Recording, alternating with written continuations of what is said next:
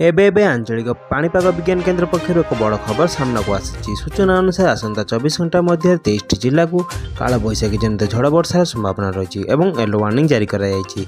एने क्यों जिले में केते मात्रा वर्षा रही और क्यों जिला को सतर्क सूचना जारी कराई ता नहीं संपूर्ण अपडेट जानिबा।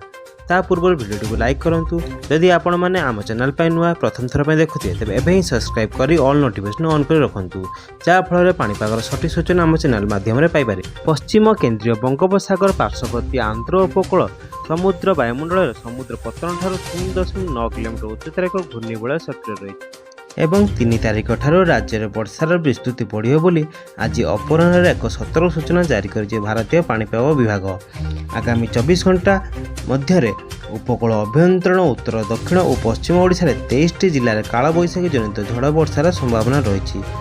जारी सतर्क सूचना अनुଯାयी राज्यर मयूरभंज केन्दुझर सुंदरगढ़ देवगढ़ बौद्ध ढेंकानाल अनुगुल जाजपुर बालेश्वर भद्रक केन्द्रापड़ा जगतसिंहपुर कटक पुरी खोर्धा नयगढ़ गंजाम गजपति कंधमाल रायगड़ा संबलपुर कोरापुट और मालकानगिरी प्रभृति 23 जिले में गोटे ରୁ 2ଟି स्थान में काल बैशाखी जनित झड़ वर्षा और वज्रपातर संभावना रही। यह दृष्टि रखी यह समस्त जिला को हलदिया रंग येलो वार्निंग जारी कर। अन्य पक्षे ट्विन सिटी कटक और भुवनेश्वर समेत यार पार्श्ववर्ती अंचल आज सकाल आकाश आंशिक मेघाच्छन्न रही।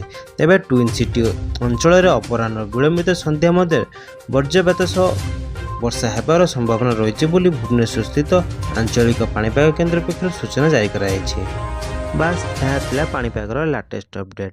एहीपरि पाणीपागर सठिक सूचना पाइबा आम चैनल सह जोड़ी हुई रुहतु। एबे ही सब्सक्राइब कर ऑल नोटिफिकेशन ऑन कर रखुँ जहाँफल पाणीपागर सठिक सूचना आम चैनल माध्यम पाइपर।